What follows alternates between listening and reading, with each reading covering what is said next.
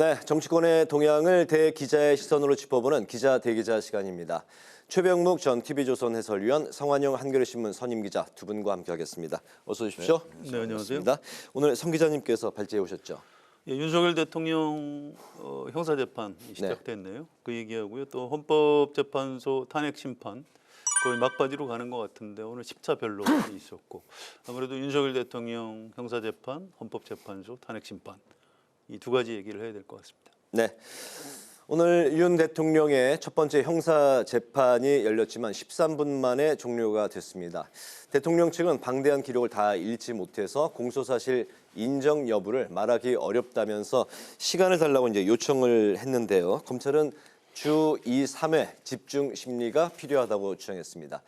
재판부는 다음 달 24일 준비 기일을 한 번 더 열기로 했는데요. 예단하기는 굉장히 어려운 상황이지만 좀 결론이 어떻게 좀 나올지.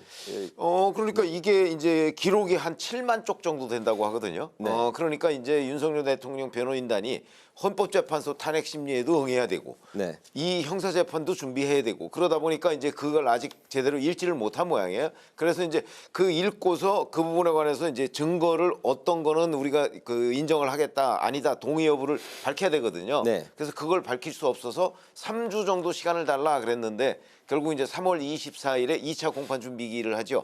그걸 하고 나면은 이제 아마 그때쯤에는 다 이제 기록 읽고 증거 동의 여부를 밝힐 겁니다. 네. 그렇게 되면 이제 바로 본재판에 들어가죠. 본재판은 아마 4월 초쯤부터 시작을 할 텐데 네. 그렇게 되면 오늘 재판부는 집중심리 얘기를 했거든요. 그러면 이제 일주일에 한 2번 내지 3번. 2, 3회 한다고 했죠? 일주일에 2번 내지 3번. 이렇게 되면 이제 만약에 6개월 내에 안 끝나면 윤석열 대통령 그 구속을 풀어줘야 돼요. 네. 그러니까 아마 가급적 6개월 내에 끝내려고 노력은 하지 않겠는가 이렇게 판단이 됩니다. 6개월의 그 시점은 언제부터 시작이 되는 건가요? 그거는 구속 기소부터 시작이 되는 거기 때문에 네. 그 구속 기소가 1월 26일에 있었죠. 네.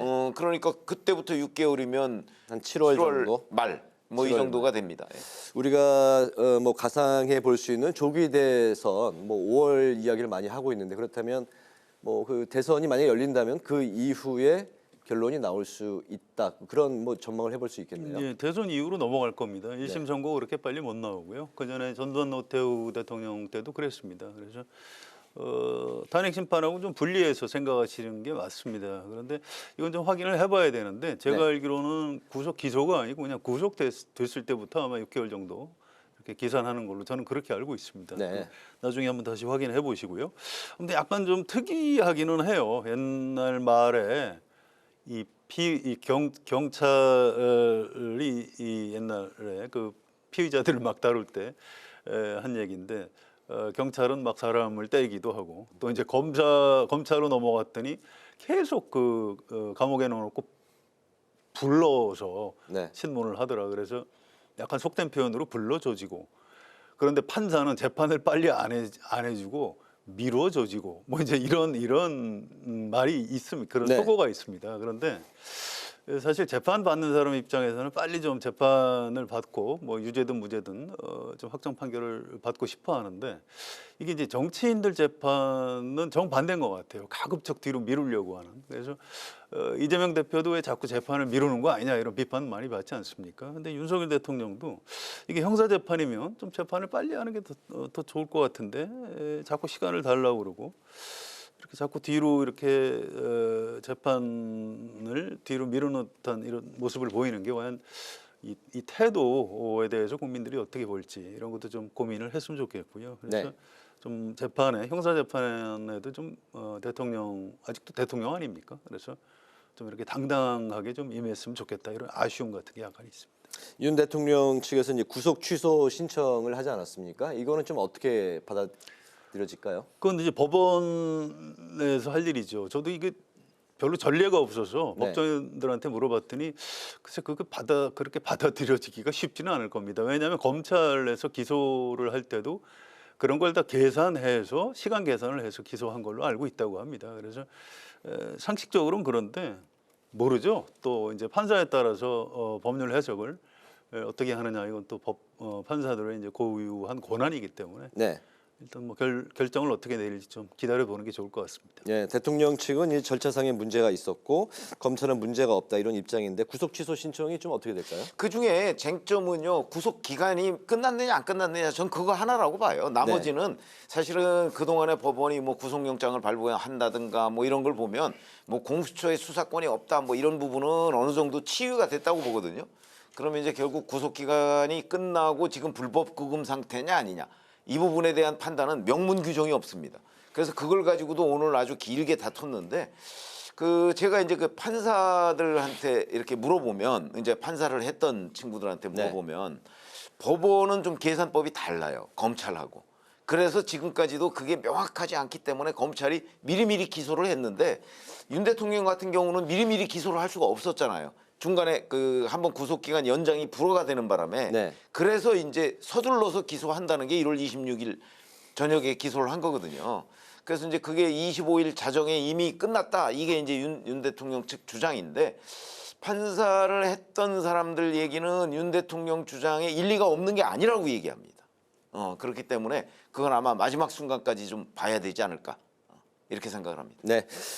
이어서 이제 오후에는 윤 대통령의 탄핵 심판 10차 변론이 열렸었는데 이 자리에는 이제 한덕수 전 국무총리, 홍장원 전 국정원 1차장, 조지호 경찰청장이 이제 차례대로 증인으로 채택이 돼서 이제 진술을 하고 있는 상황인데, 우선 이제 한 총리는 비상계엄 직전에 있었던 국무회의는 통상적인 그 회의가 아니었고 흠결이 있었다, 이렇게 이제 진술을 했었는데요. 국무회의 적법성에 대한 그 양측의 공방, 좀 앞으로 좀 어떻게 이 결론이 날 것 같습니까? 글쎄요, 결론보다도 네. 이 한덕수 총리가 지금 현직이죠.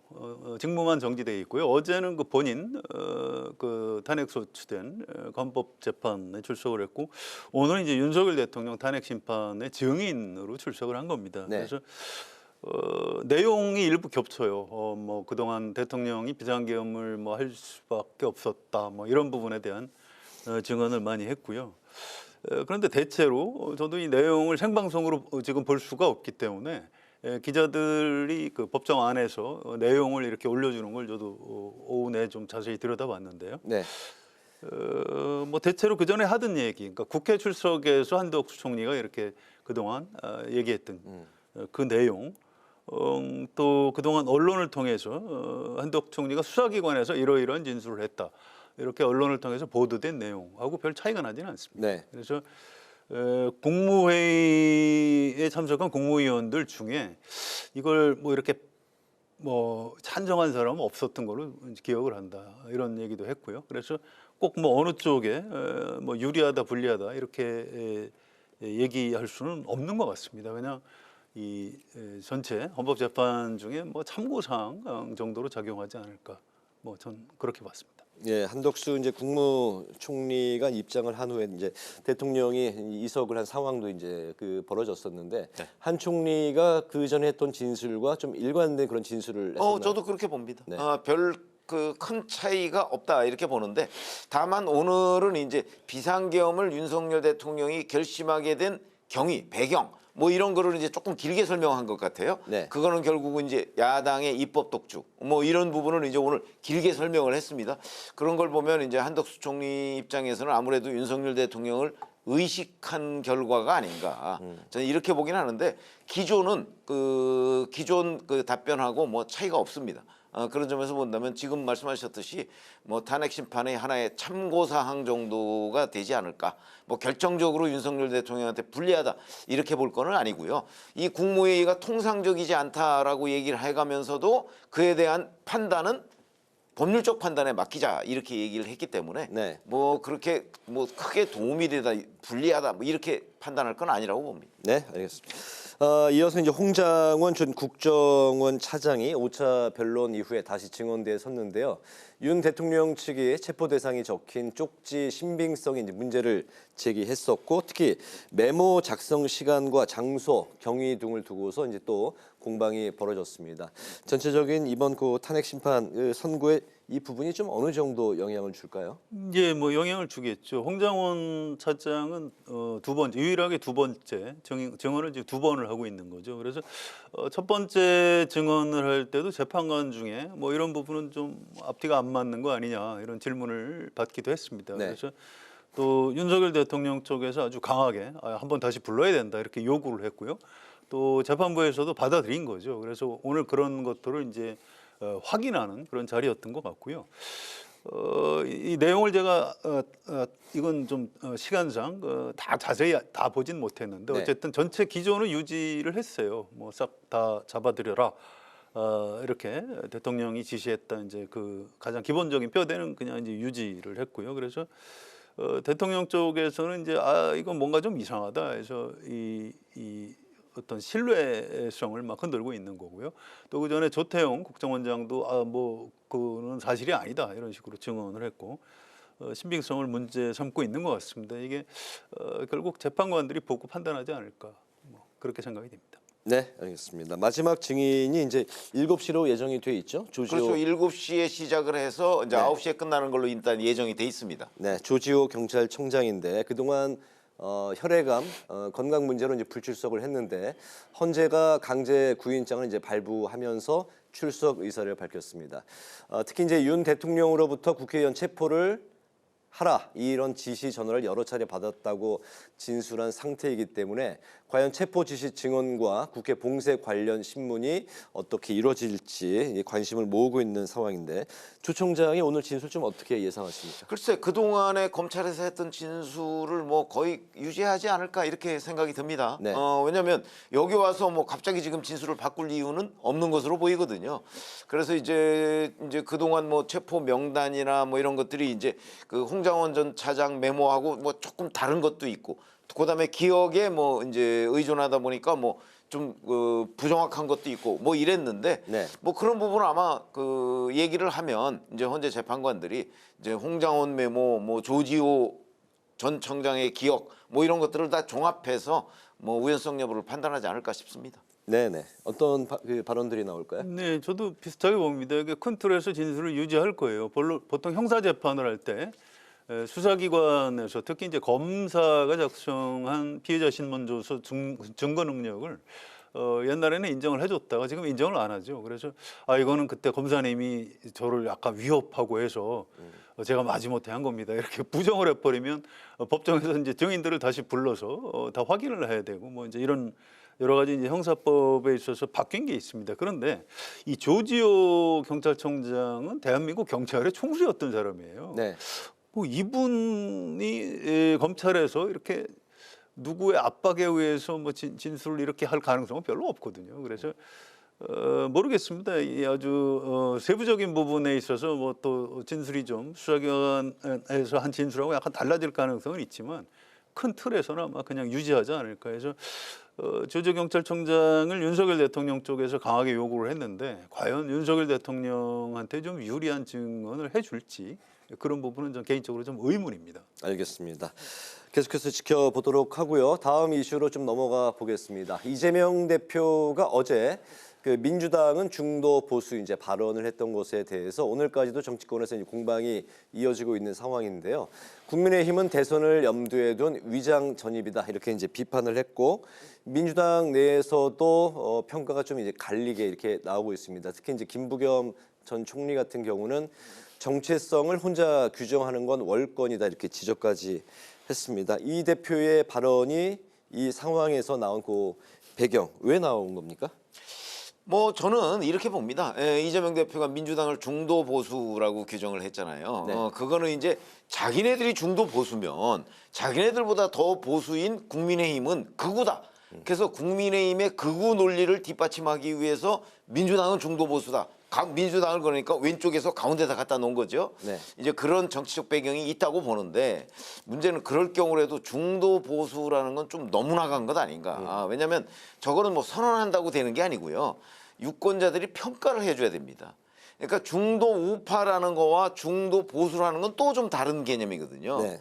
그런 점에서 본다면 이재명 대표가 저렇게 얘기하는 데에 대한 당내 반발도 물론 있지만 뭐 개념 자체도 모호하고 그리고 과연 유권자들이 과연 이재명 대표의 저런 그 민주당 그 어떤 이념적 성향 자리매김 이 부분에 관해서 과연 몇 %나 공감을 할 것인가 하는 부분에 대해서는 저는 대단히 회의적이고 오히려 자칫 잘못하면 그냥 뭐 그 웃음거리만 되는 이런 상황도 될 수 있겠다. 그래서 조금 진정 과정을 한번 지켜보시죠. 뭐 저걸 믿는 국민이 그렇게 많지는 않을 걸로 봅니다. 최 의원님이 그렇다면 보시기에는 민주당의 정체성은 어디에 있습니까? 아, 민주당의 정체성은 확실하게 제가 뭐 완전히 무슨 좌파다 또는 뭐 네, 이렇게 얘기할 수는 개인적으로 없겠지만 보시기에. 예. 확실한 거는 적어도 중도 진보 쪽에 있는 거는 틀림없지요. 아마 그걸 부정하는 사람은 별로 없을 거라고 보는데요. 그러니까 보수를 빼고 중도, 진보 이 정도면은 뭐 그 동의할 수 정도의 있으니까. 자리매김은 충분히 아니 그건 아주 압도적인 다수의 국민이 그렇게 생각할 거라고 저는 판단을 하고 네. 실제 그런 여론조사 결과도 많이 있습니다. 네, 성 의원님 생각은 어떠십니까? 그 이념 지형이 원래 왔다 갔다 합니다. 과거에 이명박 대통령이 오히려 민주당보다 더 진보적이라고 여론조사에서 평가받은 결과도 있었어요. 네. 그래서 이거는 과거에 김대중 대통령처럼 이렇게 뭐 이른바 빨갱이라고 이제 좀 그런 걸 뒤집어 쓰고 그래 거기서 벗어나기 위해서 내가 사실은 중도 보수다 이제 이렇게 얘기를 할 수밖에 없는 그런 배경에서 이제 그런 DJ가 배경에서 김대중 대통령은 네네. 그런 배경이 좀 있는 겁니다. 그런데 지금 이재명 대표는 꼭 그런 것도 아닌데 지금 최 의원의 말씀이 이제 일리가 있어요. 일단 태도의 문제도 중요하거든요. 어떤 노선도 중요하지만 근데 왜 말은 이렇게 하고 뭐 행동은 이렇게 안 하냐 이제 이런 비판을 이제 보수 쪽이나 국민의힘에서는 하고 있는 겁니다. 그래서 뭐 그럼 그럴 수 있고요. 또 하나 당내에서는 이게 중도 보수냐 중도 진보냐 이거보다도 그걸 왜 어느 날 갑자기 덜커덕 혼자 결정하냐. 당에서 뭐 의원총회라든가 뭐 이런 대토론회라든가 해서 민주당은 앞으로 어느 방향으로 가겠다.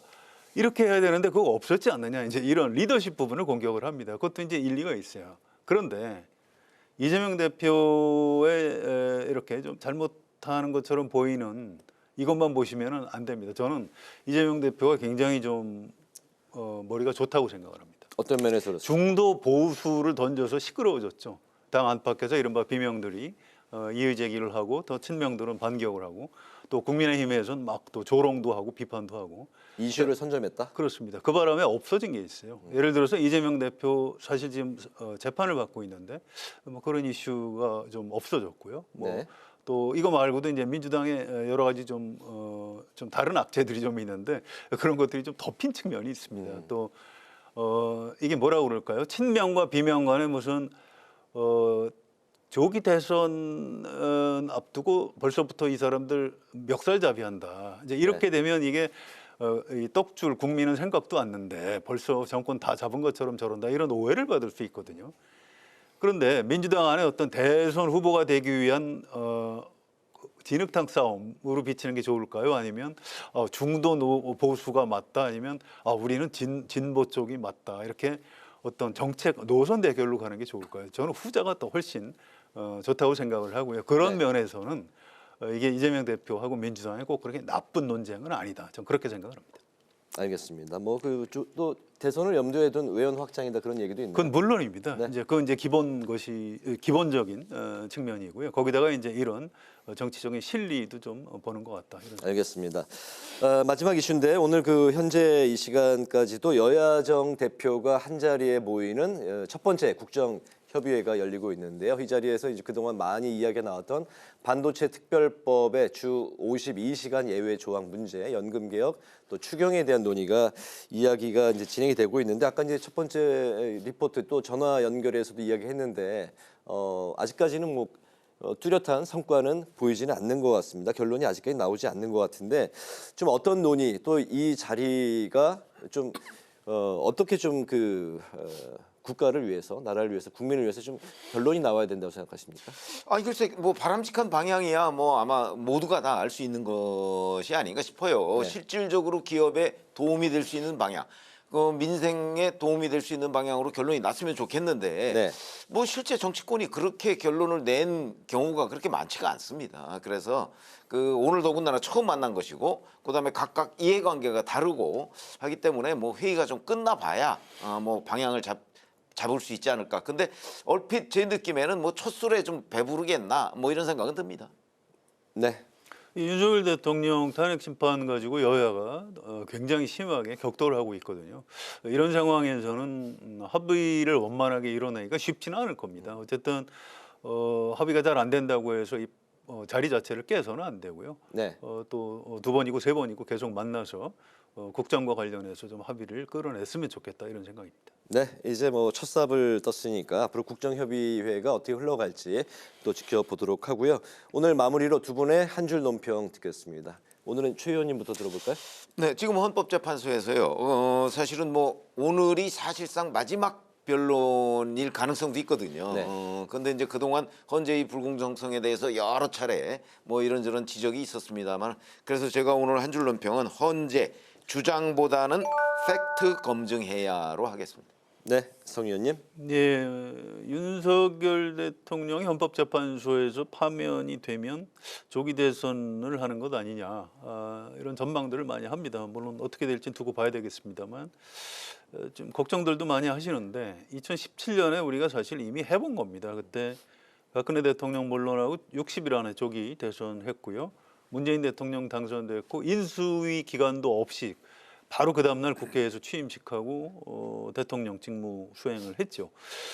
그때 외신에서도 야 대한민국은 참 이상한 나라다. 어떻게 그 짧은 기간 안에 뭐 별일 없이 저렇게 대통령 거리 이후에 조기 대선을 치를 수 있느냐.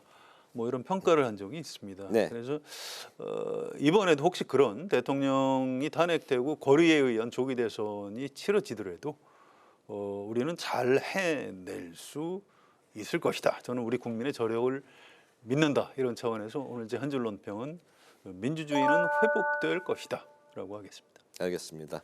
오늘 기자 대기자 지금까지 최병묵 전 TV조선 해설위원, 성환용 한겨레 신문 선임 기자 두 분과 함께 오늘의 전국 현안 살펴봤습니다. 말씀 잘 들었습니다. 고맙습니다.